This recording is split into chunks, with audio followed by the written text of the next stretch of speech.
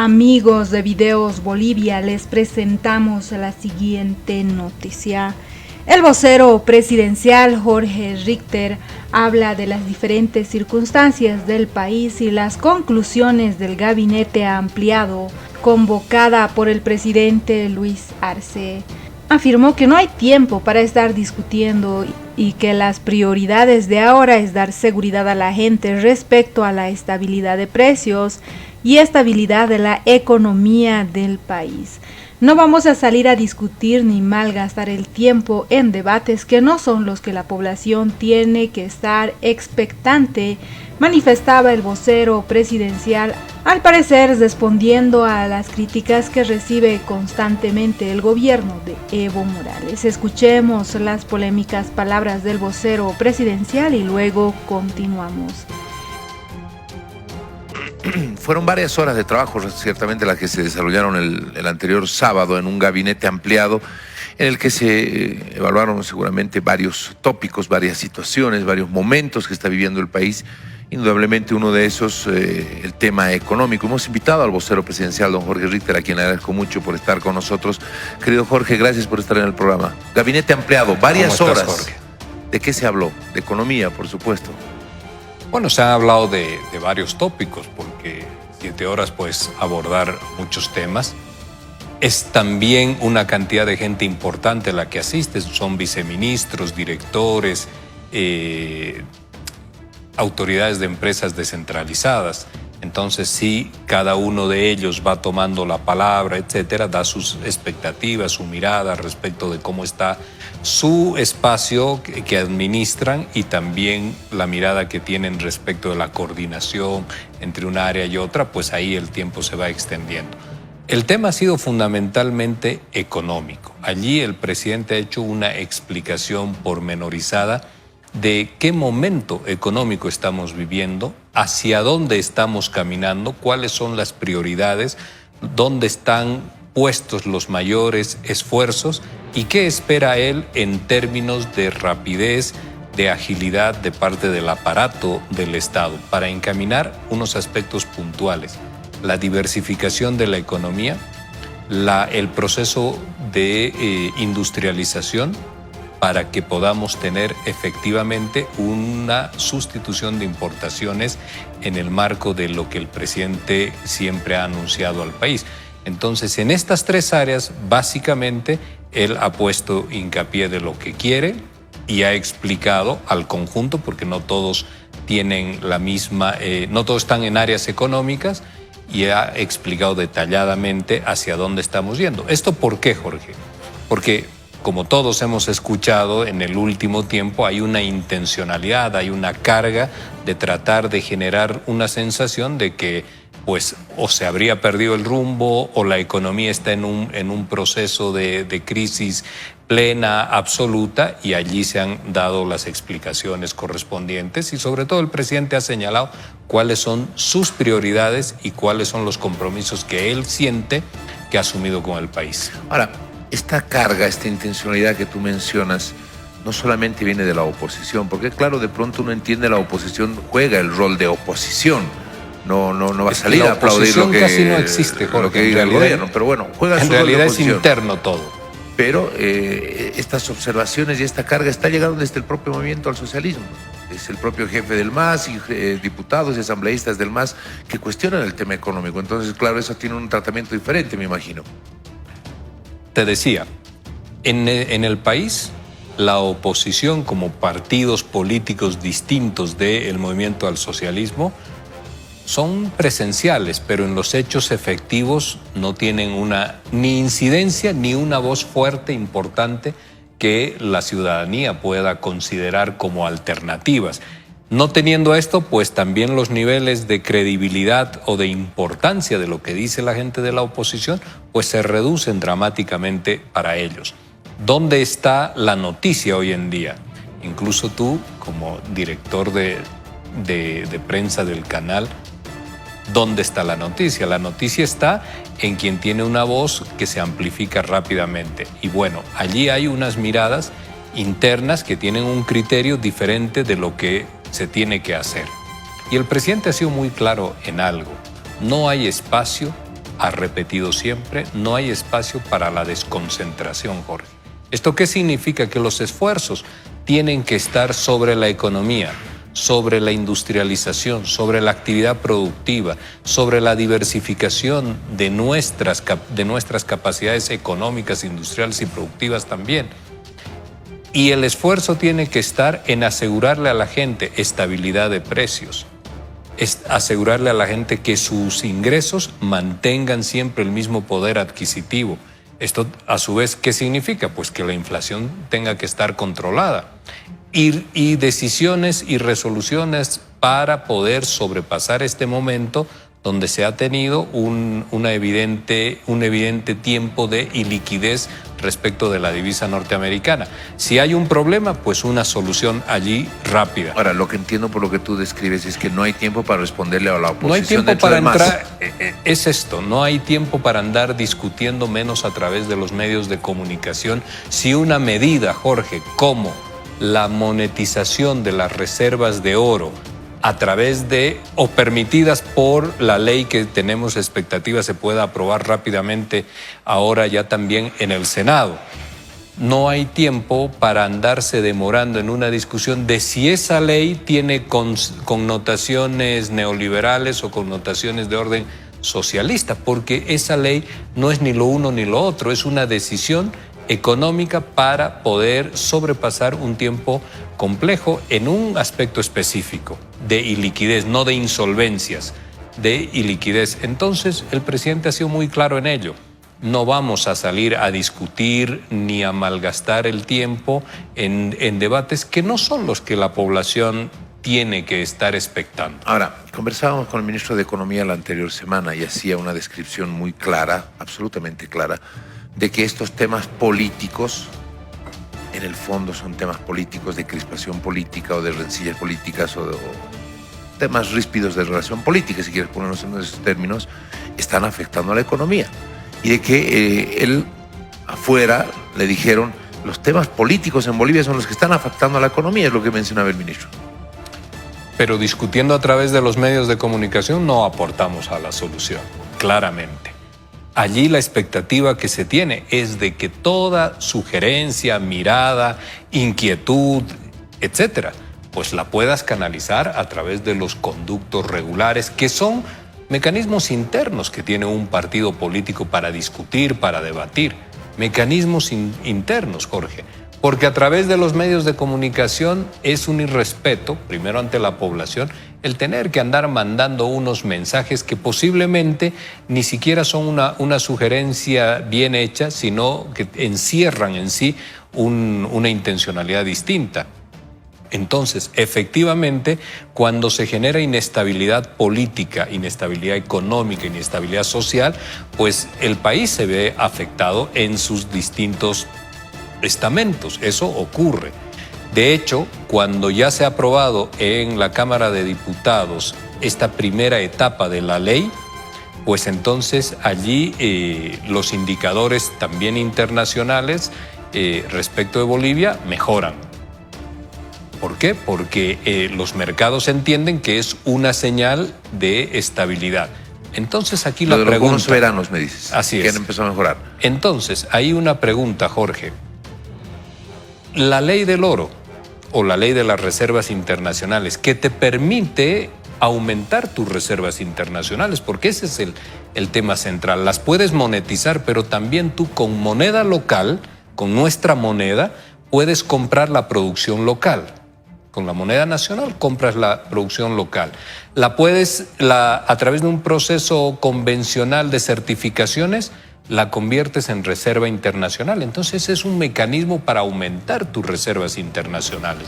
No estás privatizando una empresa, no estás vendiendo tus recursos estratégicos, ni mucho menos. Estás haciendo una operación financiera para poder monetizar y ante la eventualidad de falta de divisas poderlo cubrir, pero también permitirte de que vas a incrementar las reservas.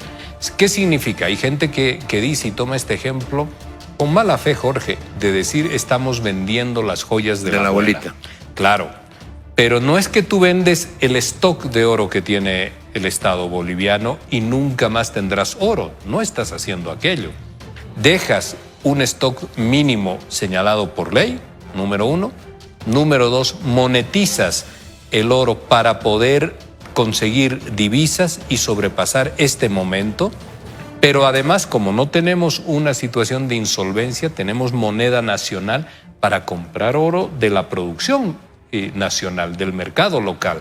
Y con ello, a través de los procesos de certificación, vuelves a estoquear. Ahora, el ministro de Economía decía, no es un problema de solvencia. Solvencia hay, lo que no hay es liquidez. Así es. Ok. Volviendo al tema anterior, ¿cómo solucionas el problema político que está afectando a la economía? ¿Cómo vas a tratar? Si estás con gripe, yo te diré, pues abrigate, ¿cierto? Entonces, porque esa es la causa de tu resfrío. Entonces, si hay problemas en la economía, producto de las peleas políticas, ¿cómo se las va a encarar? ¿Cómo se van a resolver? Hay dos cosas, Jorge. Una tiene que estar en la reflexión del político, de los asambleístas. ¿Y esto qué significa? Que tú puedes hacer acción política. Puedes decir, declarar, dar discursos, todo lo que quieras. Pero lo que no puedes es tratar de que un problema del país sea el elemento con el cual tú vas a tener ganancia política. Esto es para todos los actores políticos, para todos.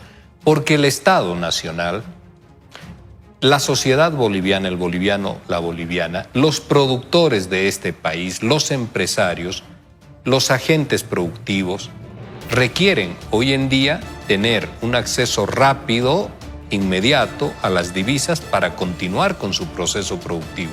Y el ciudadano también en un ámbito de confianzas, no de especulación, sino de confianzas.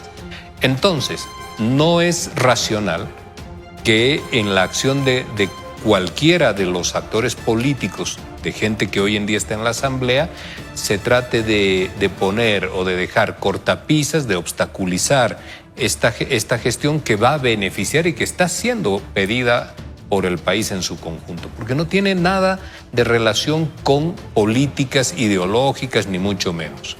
Entonces, este es un primer nivel es de compromiso y de reflexión que tiene que tener el actor político con el país, con la sociedad, con la situación de la economía. Número uno. Número dos, pues lo otro que queda son los espacios de diálogo. Esos espacios de diálogo hay que construirlos necesariamente y hay que acceder a esos espacios de diálogo. Ahora se va a tener a raíz y a consecuencia de las sugerencias que se han tenido en el gabinete ampliado, un gabinete ampliado más el pacto de unidad ampliado también para poder tener una mirada de conversación, de acuerdos, de acompañamientos y de respaldo a este proceso. Este proceso que significa la solución inmediata y del corto plazo para poder sobrepasar el momento y, por supuesto, la solución de largo plazo, que es encontrar producción de diésel nacional, producir nuestro propio diésel nacional en Bolivia para no tener que desviar recursos y divisas hacia la compra del combustible. Entonces, esto tiene que tener un acuerdo nacional y un acompañamiento, y eso hay que conversarlo políticamente. ¿Por qué habría que oponerse a algo que beneficia al conjunto de los bolivianos? Porque se electoralizó antes el ambiente. Porque las elecciones son el 2025 y en la declaración del día sábado señalamos claramente esto. No son tiempos electorales. Ahora, el presidente... Pero déjame solo decir esto, sí. Jorge. Pues se electoralizó, esa es una realidad. Alguien también puede decir, sí, pero se electoralizó y esto ya está y ahora hay que lidiar con aquello. Bueno, pero no tomando temas que afecten a la economía, al ciudadano, a las capacidades productivas del país, a los empresarios, a los productores, grandes, pequeños, medianos. Bueno, pero ese es el mundo ideal, de que no afecte a todos estos grupos. Porque, a ver, en la entrevista que tuvimos con el presidente, él reveló que hubo un acuerdo de que no se iba a hablar de candidaturas ni nada hasta el 2024. Eso entiende uno que hasta el 2024 se iba a trabajar como se tenía que trabajar antes de electoralizar el asunto. Pero no necesita salir y decir yo soy candidato como para querer que le vaya mal al gobierno. Y al parecer eso es lo que está ocurriendo, que hay algunos sectores que se están moviendo como para perjudicar. Entonces, ¿cómo manejar este tema de una prematura electoralización? Pues eso, Jorge, solamente se puede establecer a partir del diálogo y de la debida coordinación en la Asamblea Legislativa.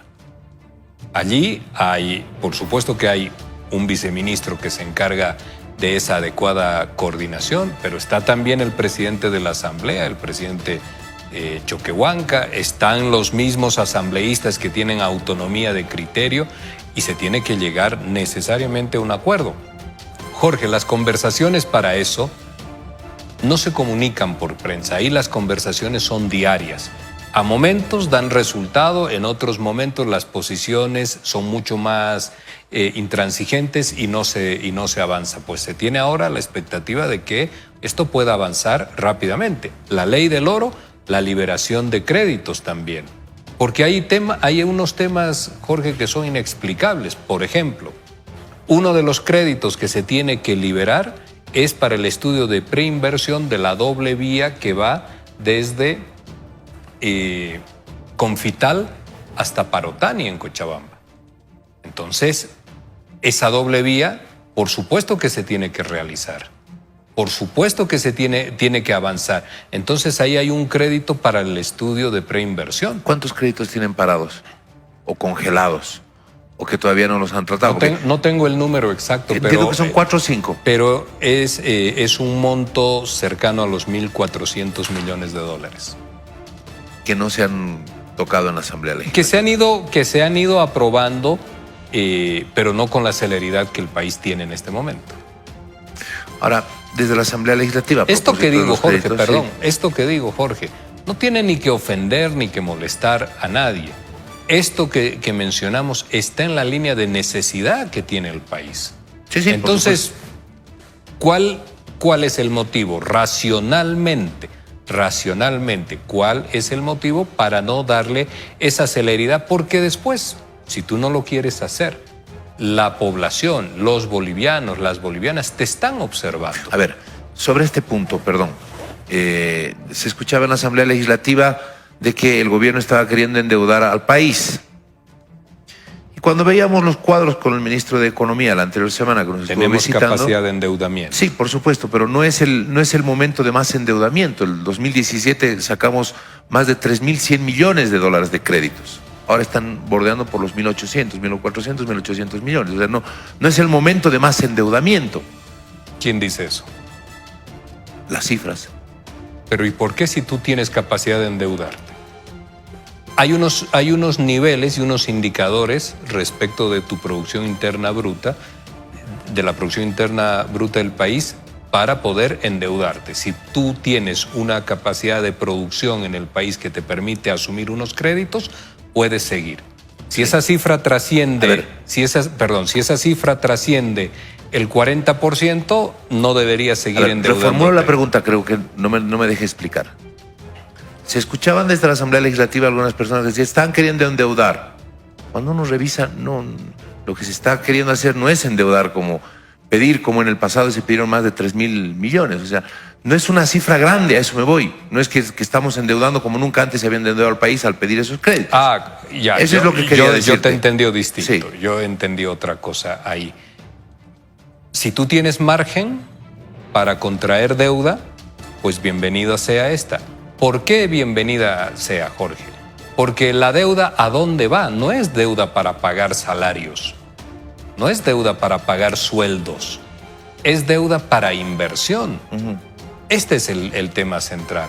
Esa deuda para inversión tiene retorno. Si tú colocas una deuda, contraes una deuda para invertir en carretera, eso tiene un rédito para el país. Entonces hay que ver detalladamente que la deuda que se va contrayendo tiene que tener 2 requisitos. El primero de ellos, que puedas tú asumirla, que puedas pagarla, que haya fuente de repago. Y eso, los indicadores que tenemos hoy en el país son aceptables porque incluso hemos bajado en 2 puntos, 1 punto y algo más, cerca de 2 puntos, en mejoramiento de la capacidad de pago que tiene el país. Y número 2, que no sea deuda para pago de salarios ni de sueldos, sino de inversión para proyectos. Ahora, ¿cuál era el fondo de la observación que te estaba haciendo? porque obviamente políticamente se manejan varios discursos que afectan a la economía. Pues decía, se están pidiendo estos créditos, inmediatamente salen y dicen, quieren endeudar al país. Pero cuando uno ve las cifras de los anteriores años, no es que este es el momento más delicado de endeudamiento. Han habido otros años en los que se ha pedido mucho más dinero. Entonces, como que políticamente se juega con este tema, ¿no es cierto? Volvemos al tema político de utilización de los discursos. Hay dos cosas ahí que te quisiera decir. Durante el gobierno de la señora Áñez, se retiran del Banco Central 25.000 millones de bolivianos. 25.000 millones de bolivianos, con el pretexto de la pandemia. Pero no hay inversiones en el país por un monto de 25.000 millones de bolivianos, ni siquiera en temas de salud, ni de mejoramiento de las unidades de terapia intensiva, ni mucho menos. No existe eso, un tema. Pero obviamente que ahora, como los has retirado, los tienes que devolver y los tienes que pagar. Estamos hablando de 3.500 millones de dólares. No es poco. Imagínate tú que esa cantidad de recursos hoy día solucionaría todos los inconvenientes de liquidez en divisa que se tiene. Esto es importante en términos de deuda. Número 2, todos los economistas que día a día comentan sobre el estado de la economía en el país, hablan y políticos también, del déficit fiscal. Uh-huh. El déficit fiscal el año 2020 termina en 12,7%. El pasado año, el 2022, baja a 7,2%. Tú tienes ahí 5,5% de reducción del déficit fiscal. No hacen una referencia a eso, Jorge. A eso sí que no hacen referencia. Hacen referencia a que el déficit fiscal está alto y que no se está haciendo nada para reducirse. Entonces, ¿cómo ha bajado? ¿Cómo ha bajado 5 puntos, más de 5 puntos? Por arte de magia no suceden esas cosas, sino que hay políticas, hay decisiones, etcétera, que se van tomando para poder reducir el gasto. Muy bien. ¿Cuáles son las acciones que se han definido desde el gabinete ampliado? ¿Qué instrucciones, qué tareas ha dado el presidente?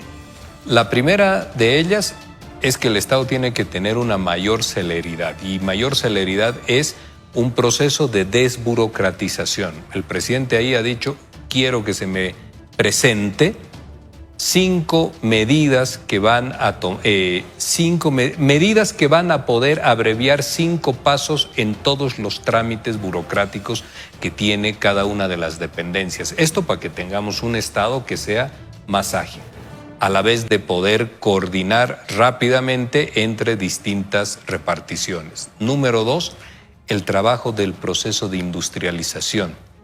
Industrialización del litio, del zinc, del mutum, pero también la industrialización agropecuaria. ¿Para avanzar en qué? En sustitución de importaciones, 1, y número 2, para diversificar la economía. Esto significa que no dependamos únicamente del gas o de la fuente hidrocarburífera del país como ingreso al TGN del país, como factor fundamental, sino que tengamos distintos ingresos. ¿Cuáles son estos? El tema del litio, el tema del mutum, que ya la planta está para fines de año, primeros meses, de acuerdo a lo que informó ese día el gerente general Jorge Alvarado respecto de la empresa de mutum.